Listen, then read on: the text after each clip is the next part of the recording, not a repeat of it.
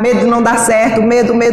O medo a gente sabe que é uma arma do diabo. A palavra do Senhor diz que Ele nos deu um espírito de poder, Ele nos deu um espírito de ousadia, Ele nos deu um espírito de amor, né? E Ele diz que o verdadeiro amor lança fora todo medo. Qual é o verdadeiro amor? Jesus é o verdadeiro amor. E Ele diz então, Jesus lança fora todo medo. Eu não te dei espírito de covardia. Então não é para você se acovardar diante da situação, não é para você perder as esperanças, não é para você andar como um zumbi proclamando. E o problema é que nós proclamamos: eu não aguento, não vai dar certo, eu já perdi, eu estou tão desanimada, eu não tenho força nenhuma. Olha quantas coisas nós falamos no dia a dia que exalta o diabo. Não tem esperança mais não, eu já entreguei, eu já desisti disso, E aí nós vamos lançando palavras e palavras, fortalecendo o espírito de medo terrível, e a igreja enfraquecida, e o povo de Deus sendo derrotado, e a gente sendo envergonhado, e o mundo olhando para nós e rindo, como o próprio Davi tem um salmo e diz: Senhor, eles olham para mim e diz: onde está o teu Deus? Igreja, o Senhor está trazendo sobre nós.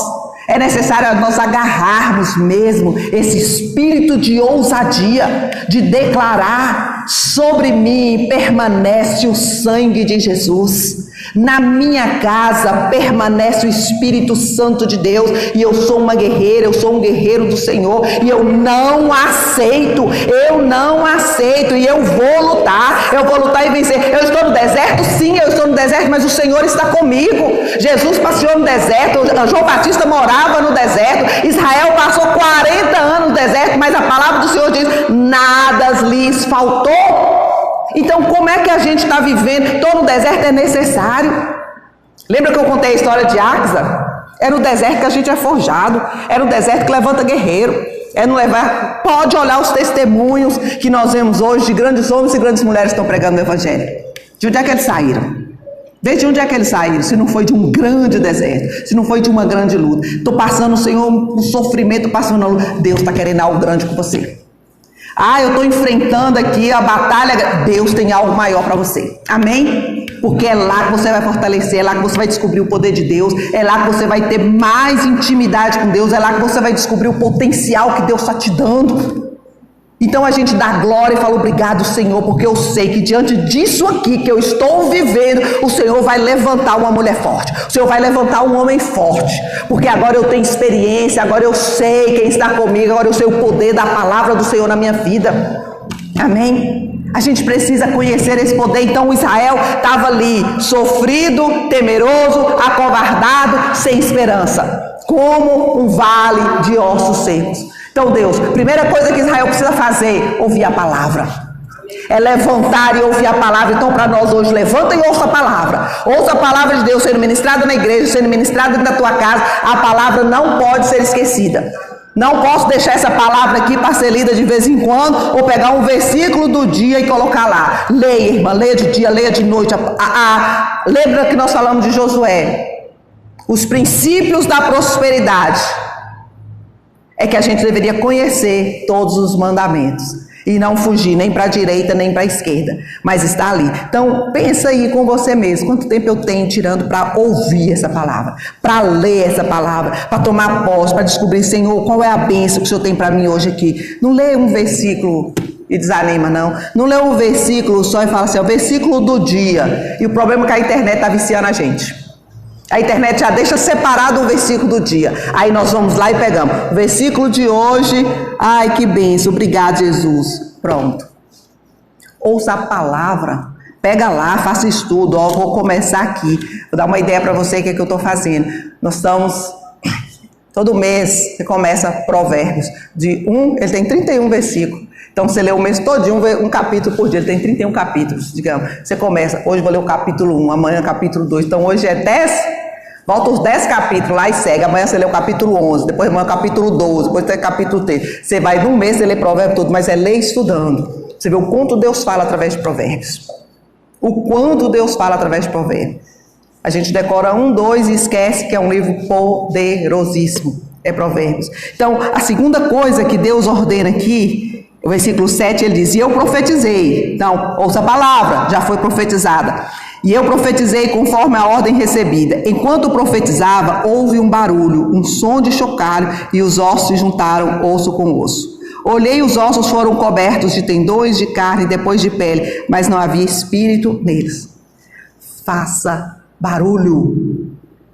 Você precisa se movimentar. Depois que ele profetizou, o que ele ouviu? Barulho. Os ossos, mesmo secos, começaram a movimentar. Tome uma atitude, comece a fazer alguma coisa.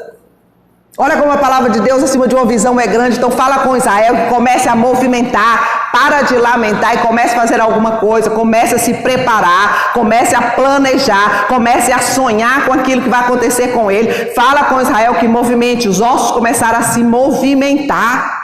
Irmão, nós precisamos viver um movimento de Deus. Nós precisamos viver um movimento. O mundo precisa saber, Montes Claros precisa saber quem é você. Montes Claros precisa saber que você, né, é o servo de Deus. Então movimente em cima disso. Que você é uma serva de Deus, movimente em cima disso. Pregue a palavra a tempo e fora de tempo. Demonstre para o mundo, faça alguma coisa, movimente, trabalhe. Nós estamos fazendo esse mês aqui na igreja, o ano do serviço. Servir ao Senhor com alegria. Você já viu como que nós não temos tempo para servir a Deus, irmãos? Já percebeu isso? Que as coisas ao nosso redor, ela toma todo o nosso tempo, e em servir a Deus nós não temos tempo? Nós não temos tempo para ir no evangelismo. Nós não temos tempo para ir no culto da quarta. Nós não temos tempo, por quê? Porque nós estamos trabalhando. Mas agora eu quero te perguntar, você está trabalhando para quem? É porque eu estou trabalhando, mas como eu estou trabalhando? Eu estou trabalhando. Está trabalhando para quem, irmãos? Você está fazendo aquilo que a palavra do Senhor diz. Você está confiando na força do seu braço. E o que é que o Senhor diz lá em Isaías? Maldito o homem que confia na força do seu braço. E bendito o homem que confia na força do Senhor. Deus, o Senhor prometeu. O Senhor falou. Então eu creio na promessa do Senhor. Eu vou viver a promessa do Senhor. Eu vou esperar no Senhor. O que a palavra do Senhor diz? Espera no Senhor. Confia nele, porque o mais ele fará. Então movimente em favor da promessa. O que foi que o Senhor falou? Hoje eu falei sobre isso de manhã. Deus me deu essa palavra. O que Deus fala para Pedro, que está desanimado de tanto lutar na força do braço dele, na pesca que ele faz, que é conhecida a pesca maravilhosa. Senhor, nós já lutamos a noite inteirinha jogando rede. Ele estava na força do braço, jogando rede, não tem peixe, não tem nada. Nós estamos voltando chateados, desmotivados. Deus fala, volta de novo. Não deu certo, faz de novo. Mas faz de novo, e faz de novo, e faz 1000 vezes. Quantas vezes o Senhor fazer? Deus mandar você fazer. E eles jogaram. Mas como agora? Como a segunda palavra de Pedro? Eu sei que não tem nada, mas sobre a tua palavra, eu sei que ali não tem nada, porque eu já fui lá. Eu sei que não tem porta aberta para mim ali, porque eu já fui lá. Eu sei que não tem jeito naquilo, porque eu já tentei. Eu sei que não tem solução, porque eu já fiz de tudo, todos os recursos. Eu fui. Agora eu vou na palavra. Agora eu vou na força da tua palavra. Agora eu vou lançar na palavra do Senhor. E ele voltou com as redes cheias. Ele voltou com as redes cheias. Sobre a tua palavra eu lançarei. Irmão, mais uma vez volta. Ouça a palavra. Viva a palavra. Não permita que Satanás te tire do caminho, que tire você da motivação, porque é isso que ele quer fazer. É por isso que ele coloca a enfermidade, o problema, a situação, porque ao invés de focar na palavra de Deus, eu vou focar no problema. Ao invés de focar na solução, eu foco no problema. O problema é que tem que sair, não eu. A palavra do Senhor diz que quando a luz chega, as trevas dissipam. Quem você é? Luz ou trevas? Aí quem está saindo é a luz. Na hora que a luz vem, a treva sai. Aí eu prefiro desistir. Eu não tenho força para enfrentar isso não. É grande demais para mim. A palavra do Senhor diz que quando a luz chega, as trevas dissipam. Então quem sai é as trevas.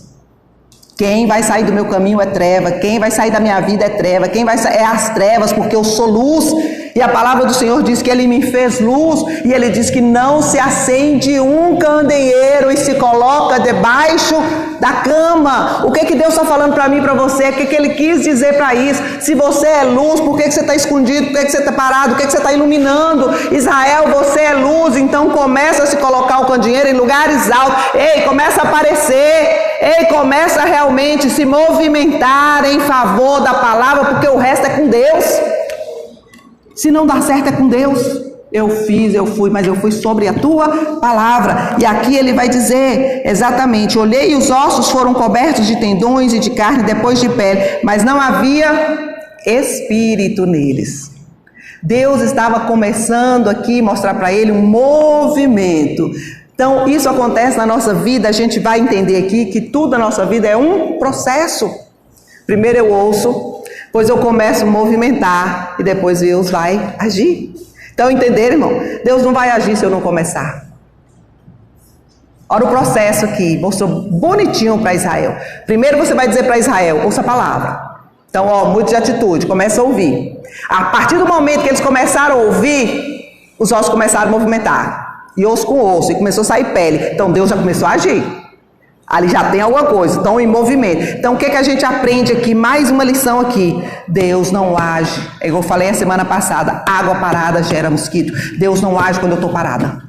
Não, Deus não age. Não. Se você parar, se você falar: Deus não vai agir. Você vai piorar, você vai cair mais ainda e vai afundar mais ainda. Deus age quando Ele vê a ousadia do crente. A ousadia do meu filho. Eu vou pela fé. Eu vou fazer, eu vou determinada, eu vou porque eu creio, eu sei que Deus está comigo, e eu não aceito, e bate de cara mesmo com o inimigo, bate de cara com o diabo mesmo. Para que eu tenho oração? Para que eu tenho jejum? Para que eu tenho palavra? Para que eu tenho comunhão? É arma, é armas grandes e poderosas. Então eu entro na oração, eu entro no jejum. Lembra, semana passada falei isso aqui, vou trazer novamente. Existem certas castas de demônio que só saem com jejum e oração. Então eu não sei o que eu estou enfrentando. É forte, eu começo a jejuar. O demônio aqui, pastora, é forte. A luta é grande, mas começa a jejuar, irmão. Porque tem certas castas de demônio que é só com jejum, só oração não resolve não. Mas eu chamei, pode orar, pode chamar os 12 discípulos para temporar. Não vai sair. Não sair. Tem certeza que não foi um discípulo só que orou ali. Eu consigo imaginar aquele discípulo tudo ali colocando a mão naquele menino, e um falando, e um repreendendo, e o outro concordando, e não saiu. Não era um só discípulo orando. Eu imagino que estava ali todos, e falando tanto. Então não é reunião. Começa a entrar no jejum. Começa a fortalecer teu espírito. Use as armas que a gente tem, irmãos. O nosso Deus, Ele é forte, Ele é poderoso. Então depois... O versículo 9, ele diz: a seguir ele me disse: olha, agora você vai profetizar de novo. Profetiza ao Espírito. Primeira coisa que ele profetizou: aos ossos. Ouça a palavra. Agora você vai chamar o Espírito. Como é que eu profetizo ao Espírito? Ele vai começar a chamar a presença de Deus para a tua casa. Amém? Começa a chamar a presença de Deus para dentro de você. Profetiza ao Espírito. Comece a chamar, comece a declarar, comece a chamar essa presença para dentro de você. Espírito Santo de Deus, vem. Espírito Santo, como nós cantamos aqui, enche este lugar, enche a minha casa, enche a minha vida. Espírito Santo me conduz, Espírito Santo me guia. Espírito Santo, eu estou aqui vazia, eu estou aqui somente carne e pele, mas eu preciso que o Espírito do Senhor me enche, eu preciso da tua presença. Espírito Santo, toma meus negócios, Espírito Santo, toma meu casamento. Chame por ele, profetize. Eu profetizo em nome de Jesus que o Espírito Santo está à minha frente. Eu profetizo. A palavra diz que Ele é o meu ensinador. A palavra do Senhor diz que Ele é quem discerne as coisas do Espírito e da carne. A palavra diz que Ele está aqui para me explicar a palavra. A palavra diz que Ele está aqui como meu conselheiro. A palavra diz que Ele está aqui na terra para me conduzir. Então chame por Ele. Amém? Entrega na mão dele. Fala: Espírito Santo, o Senhor não está aqui por acaso não. E eu não estou aceitando essa situação não. Então o Senhor me dá uma sabedoria, o Senhor me dá uma estratégia, o Senhor age aqui. Profetiza ao Espírito, irmãos. Olha que tremendo. A seguir ele me disse: agora é Deus conduzindo. Profetiza ao Espírito. Profetiza, filho do homem, e diga: assim diz o soberano Senhor: venha desde os quatro ventos ao Espírito, sopre dentro desses mortos para que vivam. Aqui é a segunda recriação de Deus, irmãos. Aqui é a segunda recriação de Deus. Primeiro Deus criou lá em Gênesis, barro. Aqui ele está recriando ossos. Criou um bonequinho de barro. E depois o que ele fez? Ele soprou dentro dele o espírito e ele viveu. Aqui nós temos ossos, com pele, com carne, tudo prontinho, mas não havia vida. E ele diz, agora eu vou soprar o espírito, mas você tem que chamar. Agora a visão é que existe eu e você. Prontinho. Carne, os ossos tudo no lugar certinho, mas muitas vezes sem vida. Profetiza. Chama para o Espírito. Nós precisamos ter comunhão com o Espírito. Nós precisamos ter experiência com o Espírito. Nós precisamos realmente ter tempo para chamar por Ele e ter experiência com Ele. Nós não podemos, em nome de Jesus, igreja, a gente não pode aceitar ter tanta coisa maravilhosa do agir de Deus, de ouvir falar, de avivamento, de ouvir falar do Deus que faz, e a gente não ter essas experiências. Eu fico assim, meu Deus do céu, o que a gente faz? Eu fico incomodando. Senhor, a igreja precisa chamar pelo Espírito para ter sua experiência própria, para ser usada, para ser tomada mesmo por Ele, para viver essa experiência de ser conduzida por Ele, para ouvir a voz do Espírito. E isso nós precisamos então entrar no processo. Eu preciso viver isso. Como que a gente fica maravilhada quando a gente vê um irmão que está vivendo, não é? Do irmão que tem dom de profecia, do irmão que tem dom disso, dom daquilo, do irmão que vê, do irmão que ora, do irmão que está avivado, do irmão que tem conhecimento, do irmão que prega, do irmão que tem sabedoria. E a gente está acostumado a não ter nada. Acostumado. Lembra da mulher, a sunamita, não esqueci que ela esqueci a cidade, da Ciro Fenícia, que ela diz, a gente come as migalhas que saem da mesa. E eu fico feliz em comer migalhas. Ei, essa mulher sou eu e você muitas vezes. Eu estou feliz em comer migalhas. O povo de Deus está feliz em comer migalhas que caem da mesa do rei. Essas migalhas estão me sustentando no meu dia a dia. Essas migalhas estão me conduzindo. Pelo menos eu consigo me arrastar comendo as migalhas. Mas o Senhor não tem migalha para mim e para você. O que Deus tem para nós? Ele diz que Ele nos preparou um banquete. Ele diz que nós vamos sentar na mesa do rei.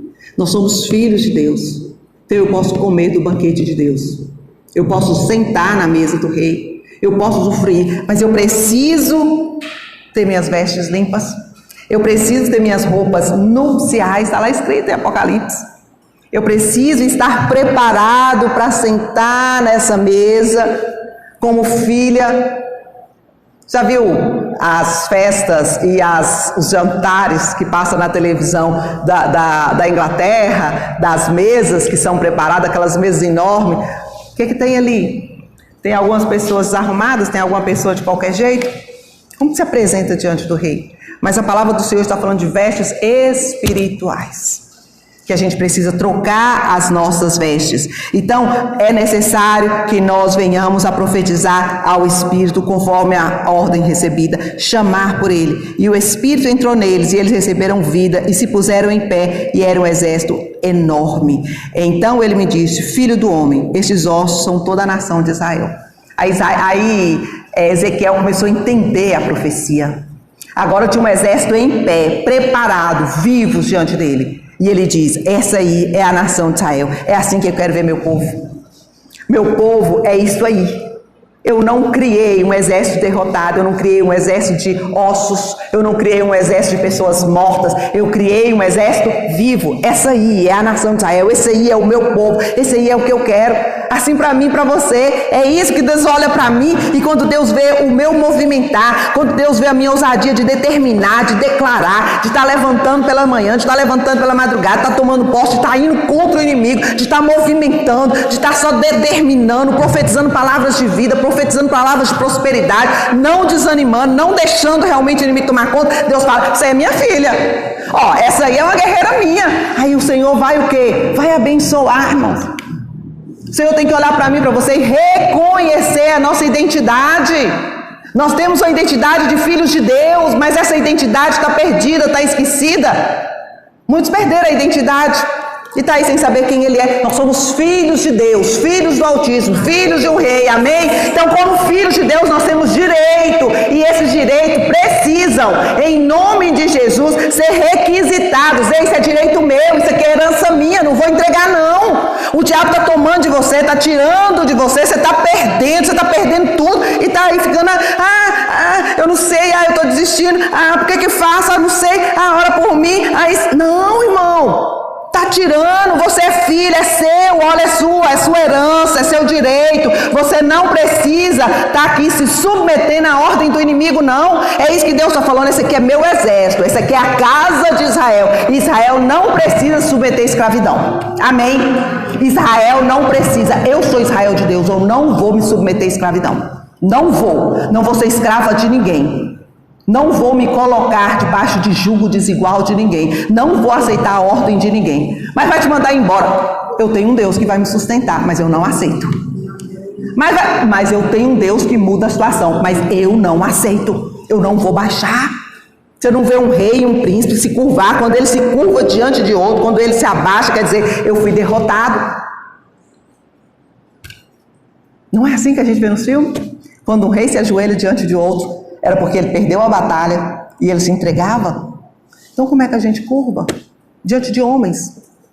Como é que a gente está deixando homens direcionar a nossa vida e a gente dá graças a Deus pelas migalhas que caem e a gente se alimenta delas? Eu fico revoltada com isso. Eu fico mesmo, eu brigo muito. Eu falo, Deus, eu preciso ver, Senhor, eu creio numa igreja viva. Senhor, eu creio nesse exército que fica de pé. Eu creio num exército forte, num exército de guerreiro. Eu creio, Deus, que a gente pode derrotar o inimigo. Eu creio, sabe? Eu creio mesmo. Eu creio que se a gente se levantar em oração, em jejum, determinando, nós vamos ser mais do que vencedores nessa terra, amém? Eu creio nisso, eu vejo tão forte nisso. Mas quando eu olho para o exército, aí eu vejo como Ezequiel está morto, está destruído, ou então está lá, tem corpo, tem tendões, mas não está movimentando, está sem vida. Não é isso que Deus quer de nós, como igreja na face da terra.